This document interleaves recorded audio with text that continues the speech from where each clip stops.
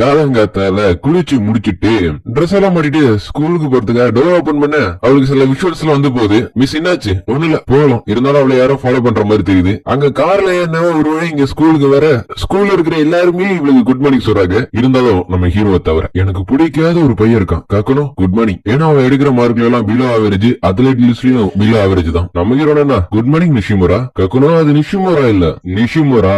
எனக்கு அதுல எந்த வித்தியாசமும் தெரியல. உன்னோட டெக்னிக்கல் நேம் வந்து என்பிசி. அதுக்கு அவ்வளவு என்னன்னு கேட்க மன்னிச்சிரு, நான் எனக்குள்ளேயே பேசிக்கிட்டேன். நான் எல்லாரோட பேரையும் நான் வச்சிருக்கேன். நான் சரியா தூங்காதனாலதான் கொஞ்சம் கேர்லெஸ் வந்துட்டேன். பரவாயில்ல விடு, அது உன்னோட மிஸ்டேக் இல்ல. நம்ம 2 பேரும் ஒரே கிளாஸ்ல 3 மாசமா பக்கத்து பக்கத்துல தான் இருக்கும். என்னது 3 மாசமா? பரவாயில்ல விடு, எல்லாரும் மிஸ்டேக் பண்ணாமலே இருப்பாங்க. அதுக்கு நம்ம ஹீரோ சாரி நிசிட்டானி. அது என் பேரே இல்ல, என்னோட பேரு அக்கானு நிஷினோ. சரி ஓகே, அப்புறம் பார்க்கலாம் நிஷிமுரா.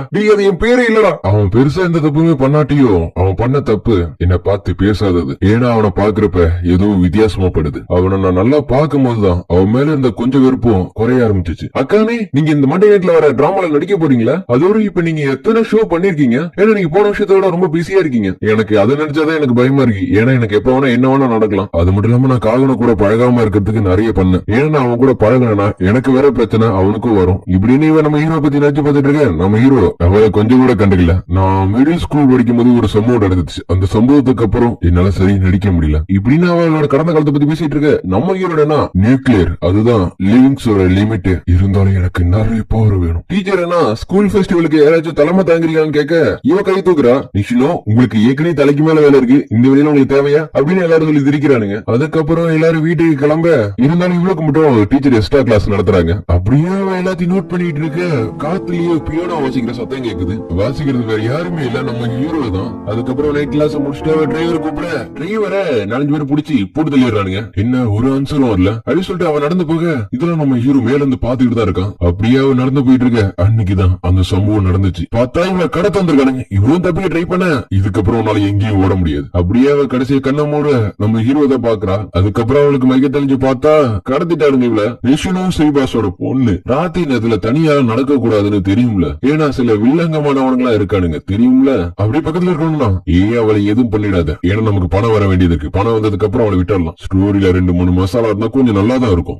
நீ சொல்ல வரது புரியுது. நீ அந்த மாதிரி எதுவும் பண்ணிடாத. வாய முடி, நான் ஏன் இஷ்டப்படி பண்ணுவேன். இப்படி உனக்கு பேசுறது எல்லாத்தையும் நம்ம ஹீரோ பாத்துட்டு தான் இருந்திருக்கான். அப்படியே நம்ம ஹீரோ அவன் பேக் ஓபன் பண்ண சிரிப்பாம இருக்க ஒரு சிரிப்பு வேற மாதிரி இருக்கும். இன்னைக்கு என்னோட ரொம்ப லக்கியான நாள். நான் எதிர்பார்த்தது இன்னைக்கு எனக்கு கிடைக்க போகுது. என்ன நீ ஓவர பண்ற? இது உனக்கு ஃபர்ஸ்ட் கிடையாது, இது 2வது தானே உனக்கு. பார்த்தா இவன் ஆல்ரெடி இந்த மாதிரி கடத்திருக்காருங்க. இங்க நம்ம ஹீரோ அவனை ஃபுல்லா கவர் பண்ணிட்டு மேல ஏற அந்த ஏற சத்தம் இவனுக்கு கேட்டுறது. அப்படியே அவன் பார்த்து யாரா நீ கேட்க நம்ம ஹீரோ மாஸ் என்ட்ரி கொடுப்பாம பாருங்க அந்த இடத்துல. அதை பார்த்துட்டு யாரா நீ? நானா? நான் ஸ்டைலன்ஸ் ரெஃபியஸ் ஸ்லேயர். என்ன பேர் அதுன்னு சொல்லிட்டு துப்பாக்கி எடுக்க நம்ம ஹீரோ கத்தி எடுத்து அவன் கையிலேயே சொருவிடுறான். அப்படி சொல்லி தூக்கி போட்டு ஒரே மீதி. உன்னோட பாடி கார்டு ரொம்ப ஸ்லோவா இருக்கான். உன் மனசுல என்ன நினைச்சிட்டு இருக்க ஸ்டைலன்ஸ் ரெஃபியஸ் ஸ்லேயர்? அப்படியே அவன் கையில வச்சு துப்பாக்கி போட்டு உனக்கு தெரியுமா நான் ஆல்ரெடி ஆர்மில வேலை பார்த்தேன். ஆனா பண்ண தப்பு இல்ல, என்ன தோர்த்து விட்டாங்க. இப்ப நான் வேற வழி இல்லாம சின்ன பிள்ளைங்களை கடத்தி பணம் சம்பாரிச்சிட்டு இருக்கேன். அதுவும் இவன் கூட சேர்ந்துதான். இதை கேட்ட நம்ம ஹீரோ அட நான் கூட ரொம்ப நாளா மிலிட்டரிக்காரன் கூட சண்டை பண்ண ஆசைப்பட்டேன். அப்பனா இது உனக்கு கிடைச்ச சான்ஸா எடுத்துக்கன்னு சொல்லிட்டு கொல்ல வர நம்ம ஹீரோ வீசில அதுல இருந்து டாச் ஆயிடுறான். என்ன லைட்டா அவனுக்கு கேள்விப்பட்டிருது. என்னால பழையபடி மாற முடியாதுதான். இருந்தாலும் எனக்கு இது ரொம்ப பிடிச்சிருக்கு. அப்படியே அட்டாக் பண்ண வரும். நம்ம ஹீரோ வீசில தடுத்துட்டு ரொம்ப நல்லாதான் மூவ் பண்ணீங்க மிஸ்டர் எக்ஸ் மிலிட்டரி. அப்படியே 2 பேரும் மாறி மாறி சண்டை போட இவனோட கத்தி பறந்துருக்கு. இருந்தாலும் இவன் கையை வச்சு சண்டை போட என் தலையை நான் கேர்ஃபுல்லா பாத்துக்கணும். இல்லனா ஒரே ஷாட்ல நீ என்ன கொன்னுடுவீல. ஆமா நீ சரியா தான் சொல்ற எக்ஸ் மிலிட்டரி. என் லைஃப்லயே ஒரு எக்ஸ் மிலிட்டரி எனக்கு ஒரு சவாலா வருவான்னு நான் எதிர்பார்க்கல. இருந்தாலும் இப்பதான் நான் சீரியஸா சண்டை போட போறேன் அப்படின்னு அவனோட கையை உடைச்சிடறான். நான் டோன்காவை யூஸ் பண்ணி நிறைய பேரோட சண்டை போட்டிருக்கேன். அதுலயும் பைக் ரைடர்ஸ் கூட தான் பயங்கரமா சண்டை போட்டேன்.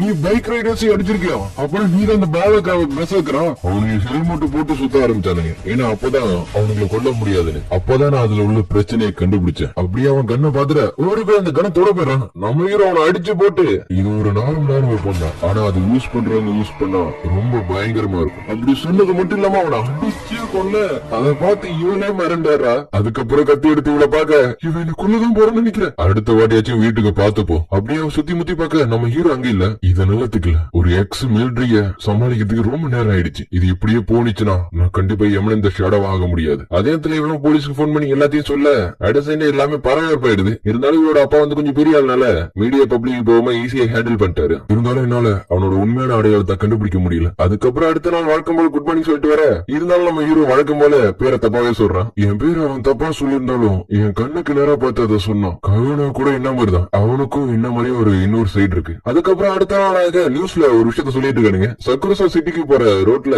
ஒரு பையன் ராலில் அடிப்படி செத்துட்டான். செத்தது வேற யாருமே இல்ல, நம்ம ஹீரோ தான். அவளும் தான். கதை முடிஞ்சிச்சுன்னு நினைச்சீங்கன்னா கதையே இனிமேதான் ஆரம்பிக்குது. இது எப்ப ஆரம்பிச்சிச்சுன்னு எனக்கு சரியா ஞாபகம் இல்ல. எனக்கு நினைவு தெரிஞ்ச நாள்ல இருந்து நான் இப்படிதான் இருக்கணும்னு ஆசைப்பட்டேன். குழந்தைய இருக்கும்போது ஒவ்வொருத்தவங்களும் ஹீரோ ஆகணும்னு தான் ஆசைப்படுவாங்க. நான் கூட அப்படி இருக்கதான் விரும்பினேன். ஆனா அதுதான் மத்தவங்களை விட என்ன ரொம்ப டிஃபரெண்டா இருக்குனுச்சு. ஏன்னா நான் மத்தவங்க மாதிரி ஒரு கட்டத்துக்கு அப்புறம் விட்டுட்டு போல. எனக்குள்ள ஒரு தீ எரிய ஆரம்பிச்சிச்சு. அந்த தீ கொஞ்சம் கொஞ்சமா வளரதான் செஞ்சதை தவிர குறையவே இல்ல. நான் என்னால முடிஞ்ச அளவுக்கு எல்லாத்துலயும் மாஸ்டர் பண்ணேன். நான் ஸ்கூல்ல பொறுத்தவரையும் ஒரு சாதாரண பையன் தான். அப்படி இருந்தா யாருமே என்ன பெருசா கண்டுக்க மாட்டானுங்க. ஏன்னா அதுதான் எனக்கு தேவை. எல்லாரும் குழந்தைங்களா இருக்கும் போது நான் ஒரு ஹீரோ ஆகணும்னு ஆசைப்படுவாங்க. ஆனா வளர்ந்ததுக்கு அப்புறம் அந்த ஆசையை தூக்கி எரிஞ்சிட்டு வேற ஒருத்தவங்களோட ஆசைக்காக நகர்ந்து போவாங்க. ஆனா நான் அப்படி கிடையாது. என்னோட ஆசையை நான் நிறைவேற்றி தருவேன். இதுக்காகவே நான் நிறைய தற்காப்பு கலையை கத்துக்கிட்டேன். என்னால சில கிரிமினல்ஸ் சமாளிக்க முடியும். ஆனா என்ன சோல்ஜர்ஸ் எல்லாம் சுத்து போட்டு நான் இந்த உலகத்துல ரொம்ப ஸ்ட்ராங்கானவனா இருந்தேன்னா அவங்க எல்லாரும் என்னால சமாளிக்க முடியும். ஆனா வானத்துல இருந்து நியூக்ளியர் மிசைல் விழுந்துச்சுன்னா கண்டிப்பா அதை என்னால சமாளிக்க முடியாது.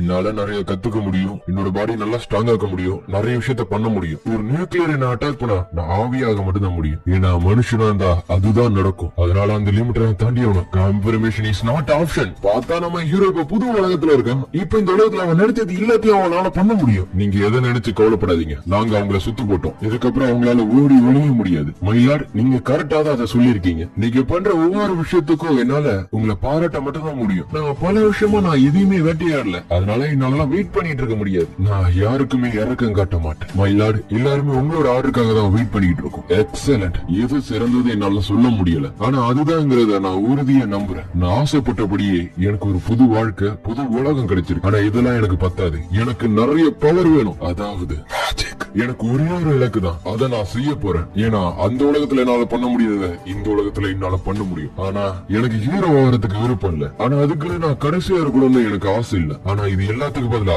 ஷாடாவா இருந்து இந்த கதையவே கொண்டு போ